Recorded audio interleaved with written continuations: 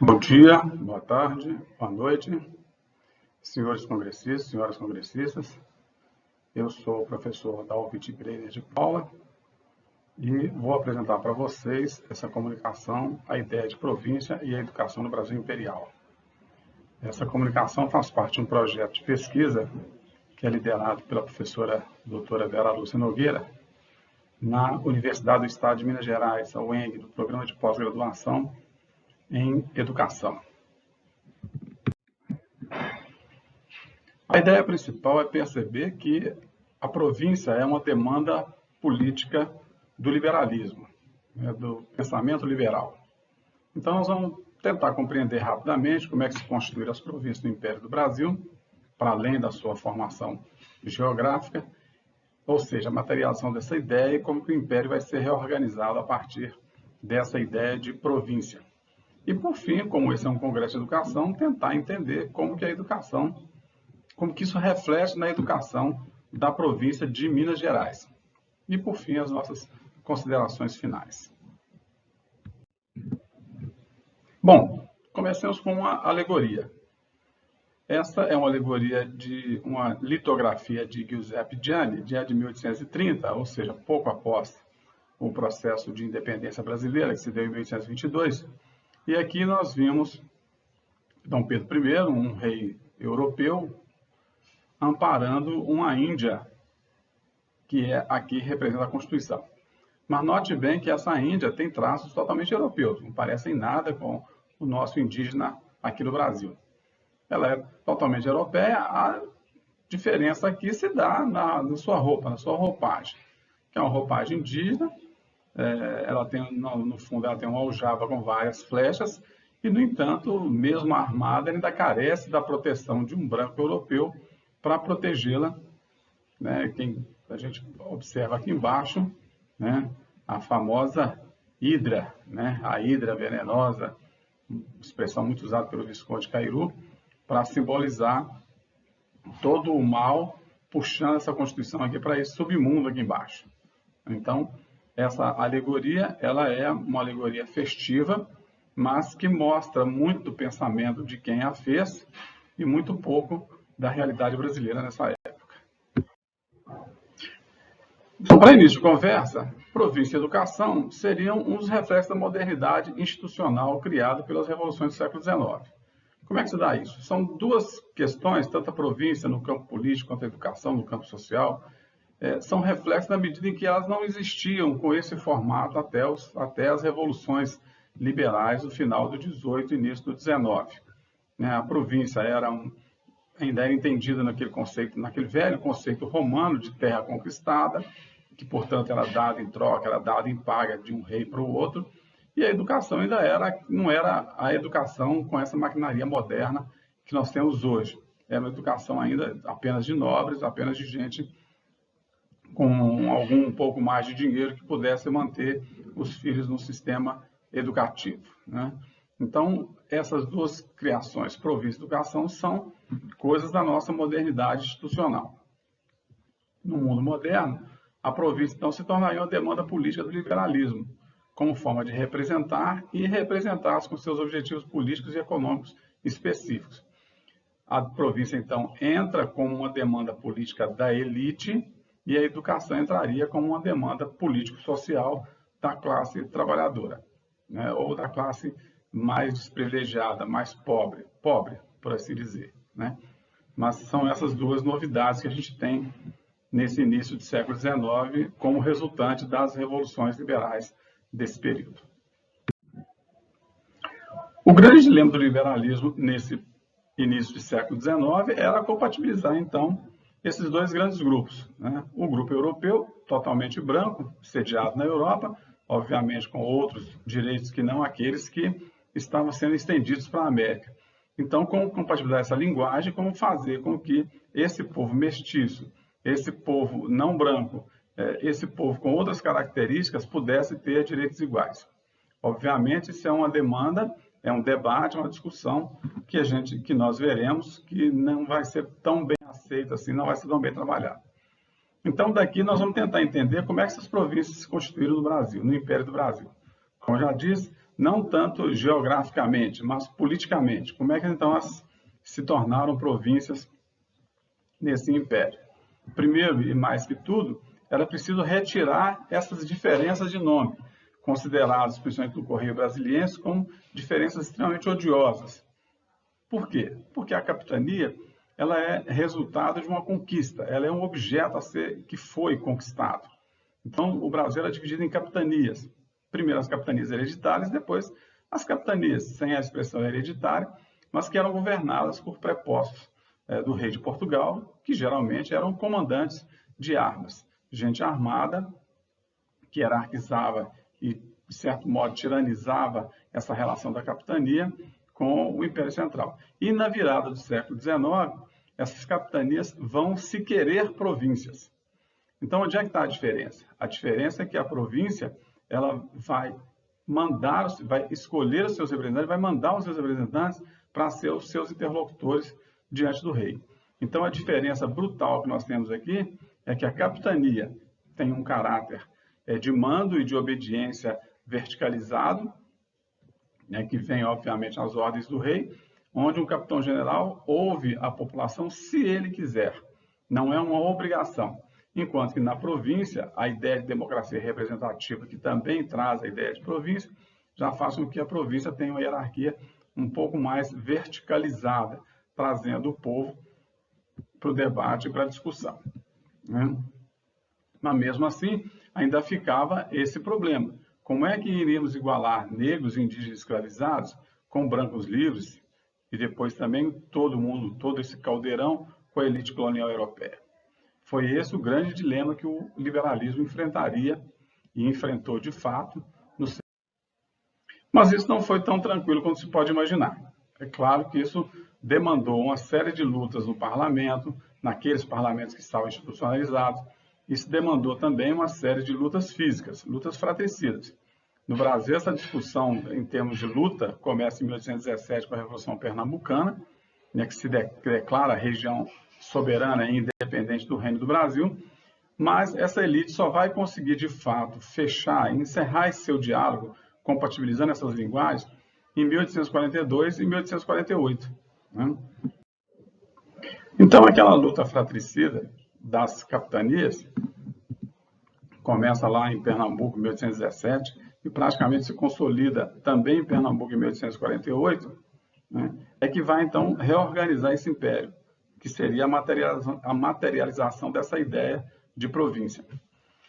Mas como é que vai se dar, então, essa reorganização? Primeiro, nós temos que entender que o município no Brasil é que era extremamente poderoso, né? O município, com sua Câmara, com seu poder camarário, com os homens bons da cidade, da vila, do termo, que estavam ali sempre reunidos na Câmara, é que ditavam as ordens da província e tinha uma relação direta com o rei. Na província, não, aliás, na cidade.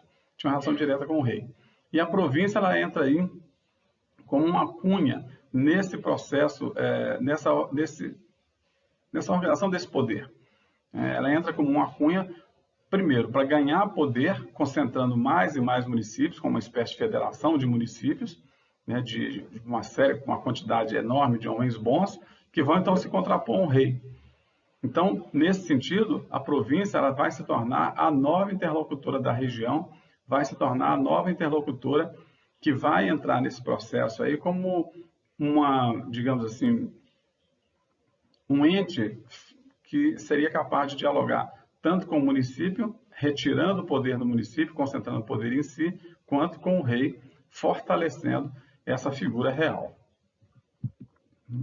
Então, a presidência de província vai tomar o lugar, vai tomar assento praticamente ao lado dos ministérios, vai ocupar no plano institucional o mesmo patamar, todos eles ligados ao Poder Executivo. Então, quando chegamos ao Brasil em 1834, ainda reflexo dessas revoluções liberais e todo esse período dessa discussão toda, as províncias vão ganhar o máximo de autonomia, dentro obviamente, devendo obediência ao Império, dentro dessa organização imperial, e os municípios vão perder qualidade política, praticamente acabam se transformando em meros administradores do local, né? E perdem, então, muito desse poder político tomado pela província e concentrando uma quantidade maior de municípios. Então, nesse momento aqui, o que a gente está vendo aqui é um mapa de 1848 do Brasil. Perceba que aqui ainda tem regiões que estão um pouco coloridas, né? Ou elas ainda não pertencem ao Brasil de fato, não foram tomadas para si de fato, mas já pertencem de direito, não foram totalmente ocupadas. Mas o que vemos aqui, então, é uma organização das províncias muito próximas do que a gente tem hoje, né? Maranhão, Piauí, Ceará, e se repararem bem, muito próximo daquela organização das capitanias hereditárias. Então, seguiu-se um pouco da geografia aqui, mas muito aqui, principalmente em Minas Gerais, da ocupação. A ocupação vai se dar em função das minas de ouro que vão se descobrir por aqui. Bom, então, como é essa relação da província com a educação? Como é que se dá, então, a educação na província de Minas Gerais? É claro que isso aqui não é uma generalização para o Brasil inteiro. É a educação na província de Minas Gerais. Mas temos que levar em consideração que a província vai servir como uma espécie de modelo para as demais províncias no Brasil inteiro. Então, primeiro, um pouco da visão que os mineiros têm da educação, no sentido de que o governo, quando promove a educação pública, ele promove a si mesmo, na medida em que não governará homens brutos. Então, a ideia é de que a educação iria e deveria civilizar as pessoas, trazer a situação aquela situação de brutalidade, de incivilidade, de barbárie, para uma situação oposta de homens civilizados. Então, o governo, obviamente, nós estamos falando aqui de uma relação também, ela deveria trazer esses homens incivilizados e brutos para a civilização como forma de conter a paz. Nesse sentido, os periódicos aqui de Minas Gerais demonstravam muito essa utopia liberal, uma utopia de que dizia que a educação, o comércio, a equalização das potências de cada província, de cada indivíduo de cada província, traria entre todos a paz e a concórdia. A ideia de que o comércio seria o grande redentor e que essa equalização, tanto do comércio quanto das províncias, traria a paz em troca daquela guerra entre bárbaros que nós tínhamos por aqui. Então, quando se vê esse excerto aqui do Aço de Minas, de 1828, fica aqui, então, todo o desejo da elite mineira e também, consequentemente, da elite brasileira. A gente poderia transpor isso para a elite brasileira. A ideia de que o chefe da nação, o seu conselho, não é instruído, o que aqui já é um problema, porque a ideia que se queria é que, obviamente, todos tivessem a instrução necessária para ocupar esses cargos de governo. Mas, quando isso não existe, convém que a nação supra as ideias acanhadas do ministério. Ou seja, a nação seria um celeiro de ideias. Se o ministério não desse conta de captá-las e colocá-las em prática, o ministério deveria ouvir essa nação, obviamente, através da Assembleia. Mas eis que acontece nos estados que existem espalhadas algumas luzes políticas. Então, as ideias falsas dos ministros se retificam.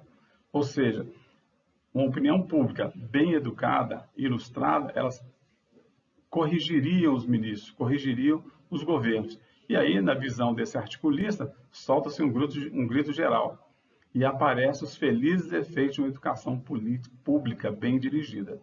Ou seja, a esperança que um povo bem educado politicamente, um povo bem educado por uma educação pública, faria, então, um governo justo, um governo liberal e um governo de paz e de tranquilidade. Justamente porque não haveria servidão, não haveria injustiça, porque essa população educada despreza o impostor. E, nesse caso, não haveria um governo para escravos, mas sempre um governo para homens instruídos. Então, esse era o grande desejo e o grande objetivo da educação para os liberais. Mas, finalmente, vamos ver como é que se dá, então, esse choque com a realidade. Quase 2 milhões de habitantes analfabetos, homens e mulheres, livres e escravizados, espalhados por toda a província, colocava próximo à capital do Império uma massa de gente com potencial de explosão social que precisava ser domada e dominada. Ou seja, na realidade, o Estado não deu conta de fazer, de promover aquela educação que a elite desejava, que a elite tinha. Por quê? Porque isso custava dinheiro, né? Um dinheiro que deveria ser considerado um investimento. A esperança era a educação, mas o investimento era muito alto. Então você tinha em volta do Império, em volta da capital do Império, a província do Rio de Janeiro, o sul de Minas, o nordeste de São Paulo, toda essa região produtora, principalmente produtos agrícolas, ela estava cheia de gente, homens e mulheres analfabetos. Uma massa de gente que poderia explodir a qualquer instante. Mesmo com a educação sendo a esperança, obviamente você ainda havia uma possibilidade de explosão social. Mas imaginava-se, né, como se imagina até hoje, que a educação corrigiria essa questão e conteria essa massa de população, essa massa populacional pronta a explodir na próxima capital do Império. Porém, é como se sempre foi assim, o investimento necessário era muito alto e, com esse choque de realidade, a elite então recua e não dá conta de criar um projeto educacional, uma proposta educacional que atenda os brasileiros, não atenda nem a si mesmo e nem aos brasileiros de forma geral. Mesmo assim, com o Ato Adicional 1834, que vai reorganizar as províncias e dar novos poderes para a província, a partir de 1835, a província de Minas Gerais sai na frente com a regulamentação da Lei número 13. O que é a Lei número 13? É a lei que institui a educação pública na província de forma gratuita, de forma obrigatória.